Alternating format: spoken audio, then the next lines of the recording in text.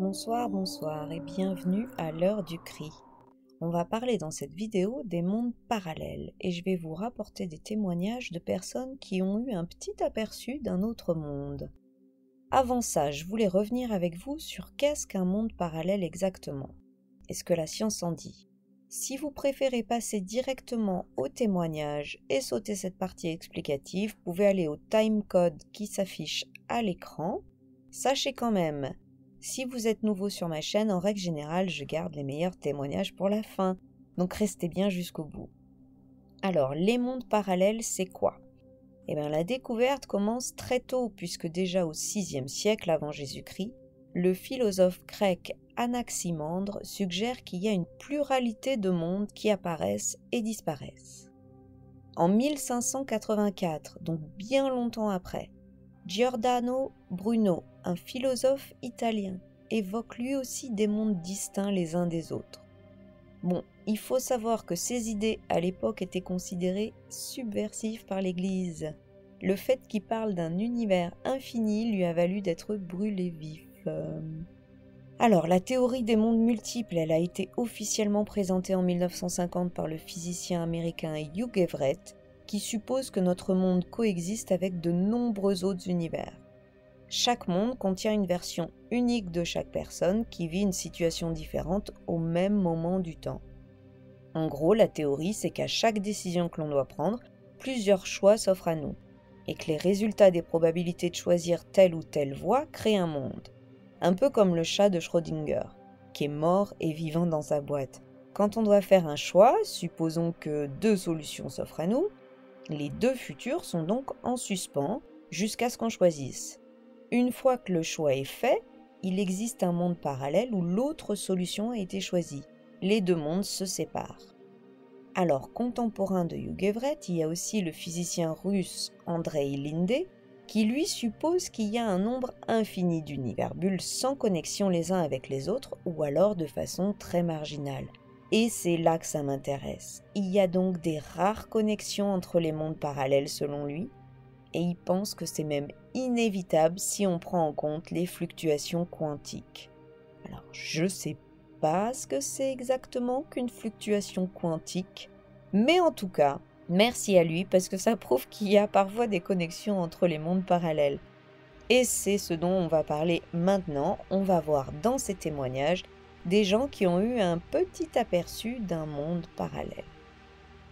Alors, le premier nous raconte sur Reddit. Un soir, on revenait du restaurant avec ma femme. Quand j'ai ouvert la porte de la maison, elle était assise au bureau à travailler comme je la vois d'habitude quand je rentre. Sauf qu'elle rentrait à la maison avec moi cette fois. J'ai fait mine de rien, on est allé se coucher, et là je lui ai dit que je l'avais vue assise au bureau quand j'ai ouvert la porte. Elle est devenue toute blanche et elle me dit tout à fait sérieusement qu'elle s'était vue aussi assise à travailler. C'est quand même pas mal parce que les deux l'ont vue mais ils n'ont rien dit. Le plus fort c'est elle. Elle s'est vue mais elle a halluciné silencieusement. Passons au suivant. Il nous dit « Il y a plus de 20 ans, j'ai appelé un ami qui n'était pas chez lui. Je lui ai donc laissé un message sur son répondeur. J'ai dit « Hey, je t'ai loupé, désolé, je te rappelle plus tard, bye !» Puis j'ai raccroché et quitté la maison. Je n'ai passé aucun autre appel. Plus tard, ce jour-là, quand je l'ai vu, il m'a dit « Waouh, c'était un sacré message que tu m'as laissé. C'était qui cette fille avec qui tu parlais ?» J'ai halluciné. « De quoi tu parles ? Quelle fille ?» J'ai fini par passer chez lui pour écouter le message.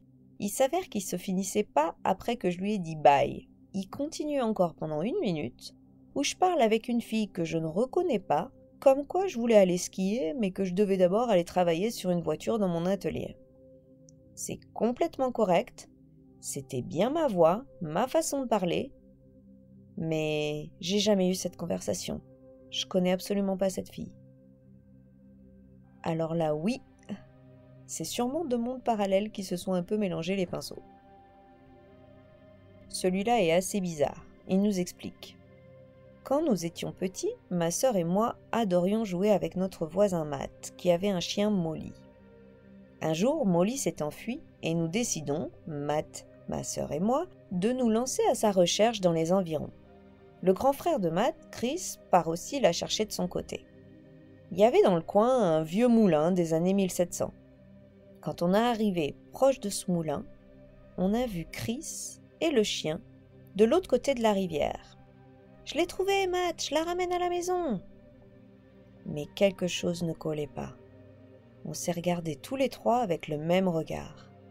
On est rentrés à la maison, sachant que Chris serait derrière nous, parce qu'il devait traverser la rivière par le pont un peu plus loin. Quand on est arrivé, la mère de Matt était avec le chien. Elle était sous le porche depuis le début. Chris est revenu un peu après, et il n'était pas du tout allé dans cette partie des alentours. Alors, c'est une vision d'un monde parallèle où le chien s'est vraiment enfui et son frère l'a trouvé ? Ça commence à devenir flippant. Celui-là nous dit « Je travaillais seul dans un laboratoire où il y avait un téléphone fixe. J'avais la seule clé du laboratoire. Ça m'arrivait de travailler tard des fois, mais pas cette nuit. Je dormais chez moi quand ma copine m'a appelé à 3 heures du matin sur mon portable. Elle était paniquée, elle me criait dessus en me demandant pourquoi je lui avais fait peur. Apparemment, elle avait reçu un appel provenant de la ligne fixe de mon laboratoire juste avant, avec quelqu'un au bout du fil qui avait exactement la même voix que moi et qui répétait son nom avant de raccrocher. Je croyais qu'elle mentait, c'est pas possible, mais j'ai vu sur son portable l'appel qu'elle a reçu à 3 heures du matin, provenant du téléphone du laboratoire. Alors c'est souvent que les lignes téléphoniques s'embrouillent entre les différents mondes parallèles. Le dernier est un très bon exemple, il nous raconte. Dans les années 2000, je travaillais à un centre de détention juvénile dans une petite ville. J'étais de nuit et je commençais à 21h. Un soir, je suis arrivée à mon travail. Mon superviseur était vraiment surpris de me voir. Il m'a demandé ce que je faisais là. Je lui ai répondu que je travaillais ce soir. Il m'a alors dit que la réception lui avait signalé que j'avais appelé pour dire que je venais pas travailler parce que j'étais malade. Je lui ai dit que ça devait être une erreur, qu'il avait confondu mon nom avec quelqu'un d'autre. Seulement ce soir-là, l'équipe était au complet. Et tout le monde est bien venu travailler. C'était un peu bizarre, mais j'ai continué comme d'habitude et assigné chacun sa place pour la nuit. Je suis ensuite allée à la salle de contrôle où je travaille habituellement. Après avoir libéré le surveillant de jour, je me suis installée. J'ai alors vu le message qui disait que je me portais malade. Il disait que j'avais appelé à 18h50, que j'étais tombée malade en nettoyant après l'orage. Bon, il y avait bien eu un orage la nuit précédente, mais rien qui nécessite que je nettoie après. Vraiment bizarre. Le superviseur est venu à la salle de contrôle à ce moment. C'est aussi un ami à moi et on a commencé à parler à quel point c'était bizarre. Je me suis dit, tiens, je vais appeler ma femme à la maison pour lui raconter. Après 2 sonneries, un homme décroche. J'étais sous le choc, je savais pas quoi faire. J'ai vérifié que j'avais bien fait le bon numéro, puis j'ai dit « C'est qui ?»« C'est Taylor, et vous êtes qui ?» Ma tête commençait à tourner, parce que mon nom c'est Taylor. J'ai quasiment crié « Elle est où Anne ?» Il m'a répondu « Anne est au lit, vous êtes qui ?»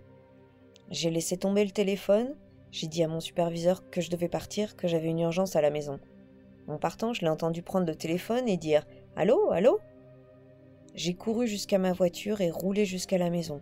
Quand je suis rentrée chez moi, ma femme était devant la télé, surprise de me voir. Je lui ai demandé qui était avec elle et elle m'a dit qu'il n'y avait personne. Après une longue discussion, j'ai voulu appeler la prison pour les prévenir, mais le téléphone était mort. Je suis retournée au travail et quand je suis arrivée, mon superviseur m'a dit « Mais comment t'as fait ça ?» Il me regardait bizarre. Il m'a dit que quand je suis partie, il a pris le téléphone et la personne au bout du fil avait exactement la même voix que moi. Ça l'a tellement fait flipper qu'il a raccroché. 1 minute après, il voyait ma voiture quitter le parking. Le téléphone sonne. C'était moi qui appelais de mon fixe pour lui demander qu'est-ce qui se passait et pourquoi est-ce qu'on lui faisait ce genre de blague. Après l'avoir convaincu que j'avais aucune idée de ce qui s'était passé, je suis retournée au travail. Plus tard, j'ai appris que ma ligne téléphonique avait été coupée la veille pendant l'orage. Elle était complètement hors service ce soir-là. Bon alors, si je comprends bien, dans un monde parallèle, celui qui a appelé pour dire qu'il était malade, son boulot a jamais eu le message. Allez, c'est tout pour aujourd'hui. J'espère que ça vous a plu. Peut-être que dans un monde parallèle, YouTube n'existe pas et on peut pas regarder des vidéos paranormales comme ça. Alors, n'hésitez pas à me laisser un commentaire pour me dire ce que vous avez pensé de la vidéo ou me raconter vos expériences parce que j'adore les histoires qui font peur. Et vous pouvez aussi vous abonner à ma chaîne pour encore plus de vidéos paranormales. À très bientôt!